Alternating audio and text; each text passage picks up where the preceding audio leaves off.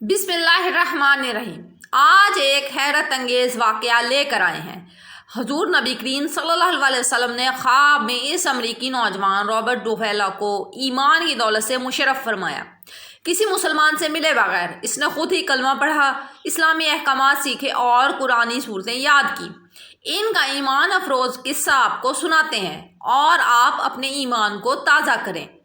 امریکی نوجوان جسے حضور صلی اللہ علیہ وسلم نے کلمہ پڑھایا، رابرٹ ڈوفیلا ایک معذور امریکی نوجوان ہے جو گزشتہ 10 برس سے کیئر سینٹر میں مقیم دنیا کے سب سے بڑے مسیحی ملک کی مسیحی ریاست ٹیکساس کے شہر فورٹ ورتھ میں، جسے بڑے کلیساؤں کا شہر بھی کہتے ہیں۔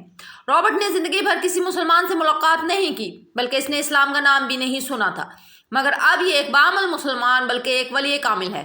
اسے نبی کریم صلی اللہ علیہ وسلم کی خواب میں زیارت ہوئی، آپ نے اسے ہدایت سے نوازا۔ رابرٹ کے ہاتھ پیر کام نہیں کرتے، اسے اپنے اعضاء میں صرف زبان پر اور آنکھوں پر قابو ہے، باقی بدن بالکل مفلوج۔ یہ خالص مسیحی ماحول میں پلا بڑھا، چرچ کے تحت چلنے والے کیئر سینٹر میں 10 سال سے بیڈ پر پڑا ہوا ہے۔ اس نے نہ اسلام کے بارے میں کبھی سنا، نہ کبھی کسی مسلمان سے ملاقات کی، یہاں تک کہ اس سینٹر کا ذمہ دار ایک مصری نوجوان بھی اسلام سے دور ہو کر چرچ جانا شروع ہو چکا تھا۔ وہ 4 سال سے مسجد کے بجائے کلیسا جانے لگا تھا، جس سے آپ وہاں کے مذہبی ماحول کا اندازہ لگا سکتے ہیں۔ رابرٹ کہتے ہیں کہ خواب میں اپنے پیروں پر کھڑا تھا، جو مجھے بالکل عجیب لگ رہا تھا۔ میں نے ایک نورانی شخص کو دیکھا جس نے میرے گلے میں لٹکی صلیب کی طرف اشارہ کرتے ہوئے کہا کہ اللہ تعالیٰ نے رسولوں کو اس لیے نہیں بھیجا کہ اللہ کو چھوڑ کر ان کی عبادت کی جائے، بلکہ اس نے رسول اس لیے بھیجے تاکہ اسی کی عبادت کی جائے، یعنی اللہ تعالیٰ کی۔ مسیح بھی ایک رسول تھے، وہ بھی ہماری طرح کھاتے پیتے اور انسانی ضروریات کے حامل تھے۔ وہ خدا نہیں ہیں بلکہ خدا کے رسول ہیں۔ خواب میں خود بخود میرے ذہن میں آیا کہ یہ مجھ سے بات کرنے والی شخصیت نبی کریم صلی اللہ علیہ وسلم کی ہے۔ پھر گوگل سے میں نے محمد کو سرچ کیا تو پتہ چلا کہ وہ مسلمانوں کے نبی ہیں۔ اسی طرح مجھے اسلام کا بھی پتہ چلا اور انٹرنیٹ پر اس کا مطالعہ شروع کر دیا، یہاں تک کہ اللہ نے میرا دل اسلام کے لیے کھول دیا تو میں نے اسے گلے لگانے میں دیر نہیں کی۔ رابرٹ کو اس کے اہل خانہ نے آواز کے ذریعے کام کرنے والا کمپیوٹر لا کر دیا ہے تاکہ وہ اس کے ساتھ دل بہلائے۔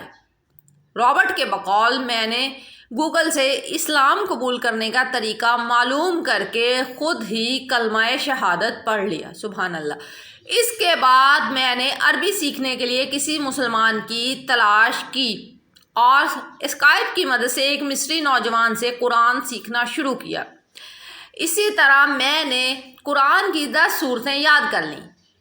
یہ سب کچھ رابرٹ نے اسپتال کے بیڈ پر پڑے پڑے کیا اور اب تک اس کی کسی مسلمان سے ملاقات نہیں ہوئی تھی۔ اس کا کہنا ہے کہ پھر میں نے یہ سرچ کرنا شروع کیا کہ میں قرآن کریم کو کیسے سمجھوں۔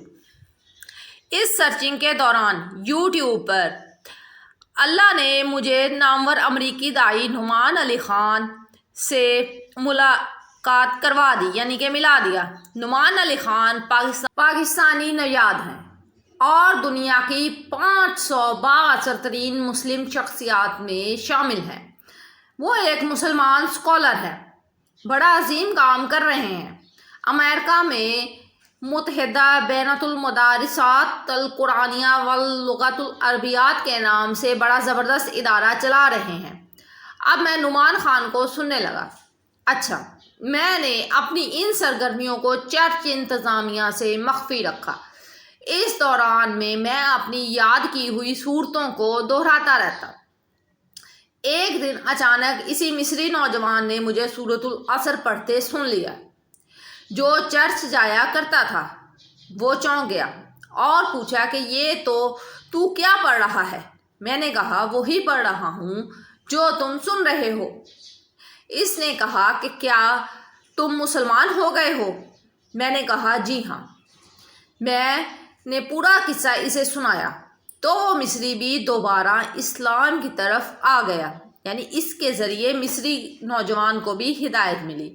یہ دنیا کی تاریخ کا پہلا واقعہ ہے کہ ایسا نامسلم شخص ایک اسلام سے دور ہو جانے والے شخص کو دوبارہ اسلام کی طرف لے آیا ہے۔ جس کی کبھی کسی مسلمان سے ملاقات نہیں ہوئی، اور وہ بھی کلیسا کے ہسپتال میں، جس کے در و دیوار صلیب سے مزین ہے، حتیٰ کہ اس بیڈ پر بھی صلیب لٹک رہی ہے جس پر وہ لیٹا ہوا ہے۔ واقعی اسلام ہی دین فطرت ہے۔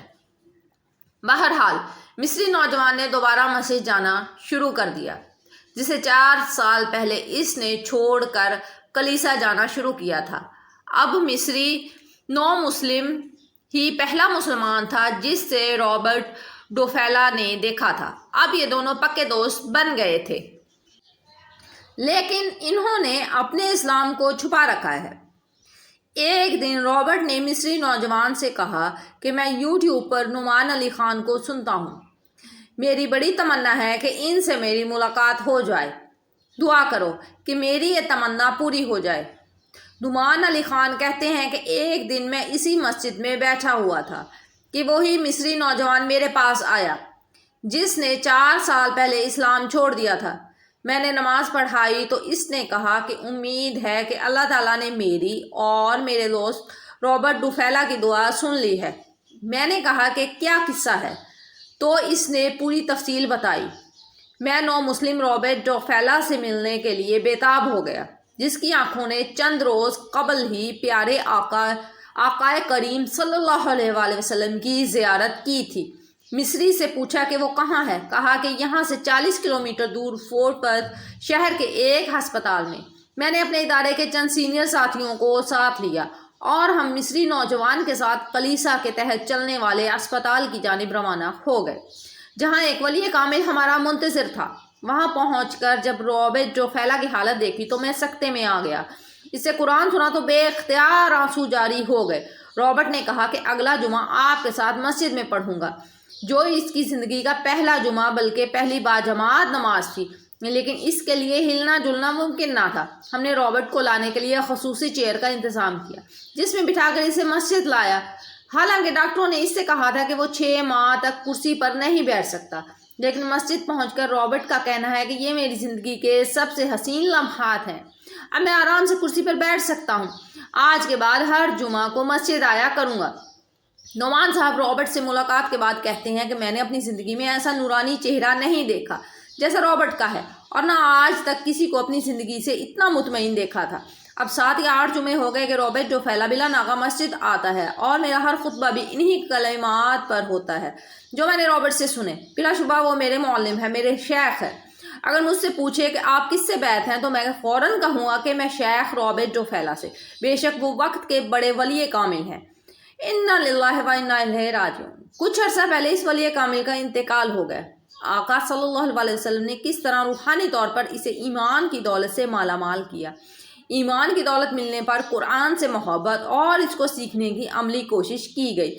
معذوری اور تکلیف دہ حالت کے باوجود صبر، معذوری اور تکلیف دہ حالت میں شکر اور استقامت۔ قارئین کرام، یہ اپنی نوعیت کا ایک حیران کن واقعہ ہے۔